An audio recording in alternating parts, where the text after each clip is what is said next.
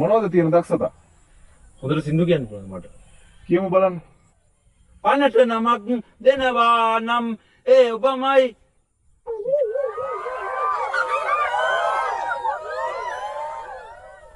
පනට නමක් දෙනවා නම්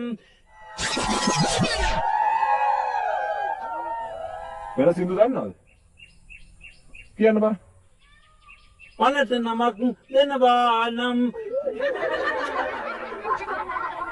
ඔය තත්ත්වෙත් එක්ක උදාව තෝරගන්න නම් අමාරුයි. ඔයාලා කොහොමද මාව එහෙම කපන්නේ මේකෙන්? ගමේකේ කුඩේටයි කියලා උඹලට පැලියාවක් තියෙන්නේ. මම රියැලිටි ෂෝ වල සිංගින් වල අවසාන ලස්සේට ඇවිල්ලා දින තුන් පාරක්. ඊට පස්සේ තමයි කැපුනේ. ඔය වම් පැත්තේ ඉන්න එක්කෙනා අපිත් එක්ක ගොනුක් කපලා දිනවා. අමීරනේ නම. දකුණු පැත්තේ වුණා නම් මම දැකලවත් නැහැ කොහෙවත්. උඹලා අපිට කපලා මොන අපායන්ද දන්නේ නැහැ. මිනිස්සු බලාගන්න මේ වගේ ජජ්මන්ට් ආයෙ දාද්දි සංගීතය මණ්ඩලේ.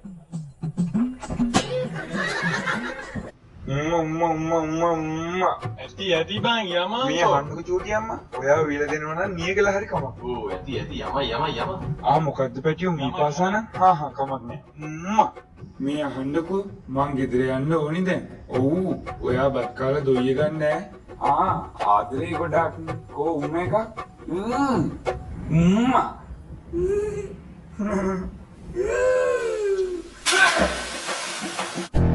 ඊගාවට මම අද තමයි ඉතින් දෙන්නේ දෙනවද ඔබේ යන්න පුතේ. දෙන්න සර් දෙන්න.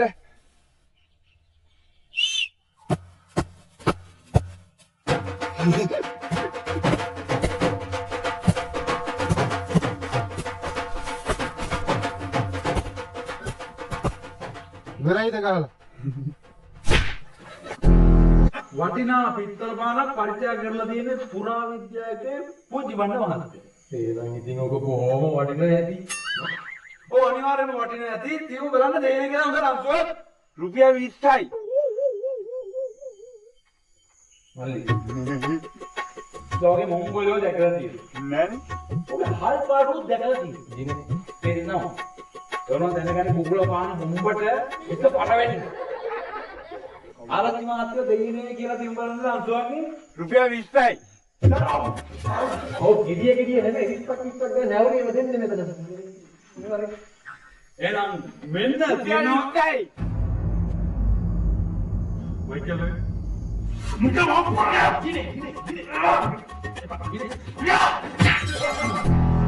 ඒ පණිවිඩය කියන්නකොට තමයි උඹලා දෙන්න මාව දාගෙන ආවේ මේ ගමන. ඈ? ඊ වගේ පණිවිඩයක් තියද්දී උඹ අපිත් එක්ක ට්‍රිප් එකක් ආවේ. බාමු තිරසනෙන්නේ බා. උඹලානේ අකෝ මාව දාගෙන ආවේ. උඹලාට යුතුයකමක් වශයෙන් මගෙන් අහන්න තිබ්බ කොහෙද යන්නේ කියලා. උඹලා වගේ දෙයක් අපි මේ රටේ වගකීමක් තියෙන පුරවැසියෝ. තොපි මොකද? තොපි මේ ට්‍රිප් වල බල්ලෝ.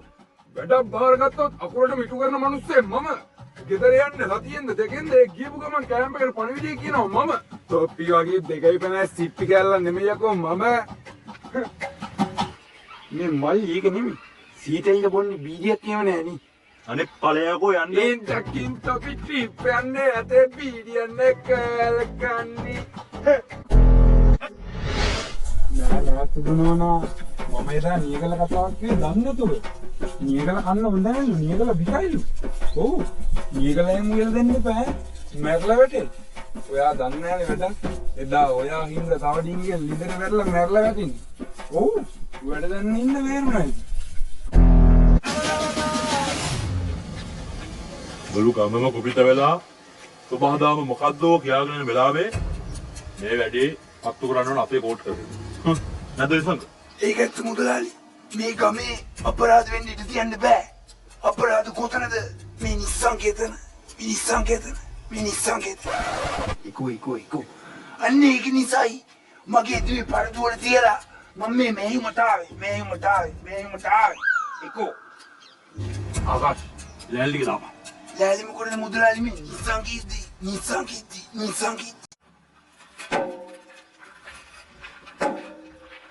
ජයදාස. ඔකේ. දැන් අර චුල්ලරත්න මුදලාලිගේ බෝක්කු පට්ටික හදලා ඉවරද? ඒ ටික ඉවරයි සර්. ඒ ටික ඔක්කොම ඉවරයි. ඉවරයි නම් හෙට උදේ 8 වෙද්දී එතන බෝක්කු ගාවට යවන්න ඕනේ ඈ. පුළුවන් නේ. පුළුවන් ඊට යවන්න පුළුවන්. සර් දැන් මේ බට ඇතුලෙන්ද බොක්කේ වතුර යන්නේ? ඒත් ඔගේ ඔලු ගෙඩිය උඩින්ද යන්නේ? බට දිය වේද දන්නේ නැහැ බාස 70ට එකයිනේ සිමෙන්ති දාන්නේ ඒකයි කේස් එක. බෝඩේ දැනස අලුත් බටනේ දියසෙවල් බෙදේ කියලා කියන්නේ. මේ ඒක නෙමෙයි. අර කොන්ක්‍රීට් කණුවල නැදර දාන කම්බි ඉවර වෙලානේ. ඉතින් දැන් ඔක මට කියලා හරියනවද? මට කියලා හරියනවද? එනස කාට ජනාධිපතිද කියන්නේ? යකෝ අර ඇකවුන්ටන්ට් කියලා සල්ලි පාස් කරගෙන හાર્ඩ්වෙයාර් එකකින් ගිහින් අරන් බලන්කෝ. සර් මේමයි සර් මේ ඇකවුන්ටන්ට් කියලා සල්ලි පාස් කරගත්තා සර්. ඊට පස්සේ මේ කම්බි ගන්න ඕනේ නැහැ කියලා බස් නේ කිව්වා ඒ සල්ලි අපි තියාගමු. ඒ වෙනුවට මොනවද LBC අල්ලි දාමු කිව්වා. නෑද LBC අර වැවිලා කපලා දාමු කියලා කිව්වේ. මේ අපි ගිහින් අරගෙන නැසර්. මේ අපි යවන්නේ. මම චූටි කතාවක් කියන අපි හැමෝටම අපි හඳුනේ මතකද? සඳපාන ජාතකය. සඳපාන ජාතක සඳපාන ජාතක අපි හඳුනේ. අර ගොන් කරත් 150 සාදා කාන්තර මැදින් ටිකක් යනකොට අන්නේ ආලේ වතුර ඉවර වෙනවා. ඊට පස්සේ කට්ටිය එකතු වෙලා සූසහයෙන් ළඟ තියෙන මානපදරක් මෙහෙම කරලා ඇදලා දානකොට අන්නේ විලක් මතු වෙනවා.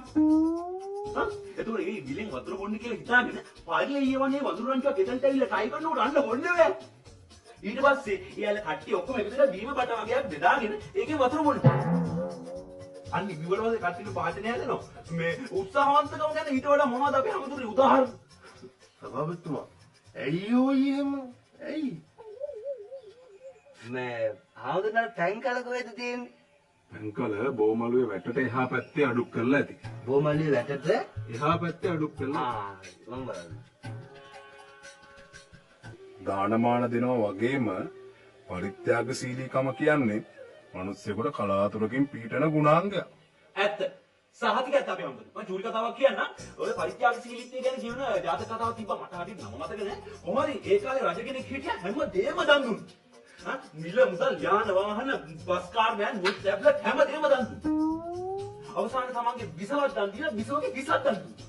ඊට පස්සේ අවසානට ඒ රජතුමා වෙන විසවක් මේ සරණ පාවගත්තා. හැබැයි පරිත්‍යාගශීලීත්වය ගැන ඊට වඩා මොනවද අපි හම්බුනේ උදාහරණ? සභාපතිතුමා ඇයි ඔය එහෙම? මේ ආවදනේ පැදුරු කොහෙද දන්නේ තියෙන්නේ නේ? ධර්මශාලාවේ මුල්ලක ඇති. ධර්මශාලාවේ මුල්ලක ඇති බලන්නකෝ. මම බලන්න.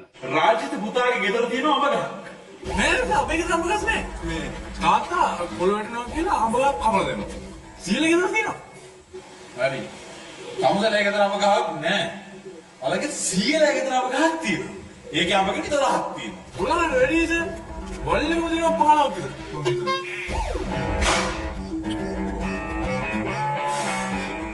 ගහේ අඹගෙඩි ඉතුරු ඒ තිබ්බු ඔක්කොම වලු හැලිලා. අවසානයේ ඉතුරුනේ අඹගෙඩි 12යි. හොඳේ? අඹගෙඩි 12යි. ඒ අඹගෙඩි 12න් 4ක් වඳුරු කනවා. සර් වඳුරු කී දෙනෙක්ද සර්?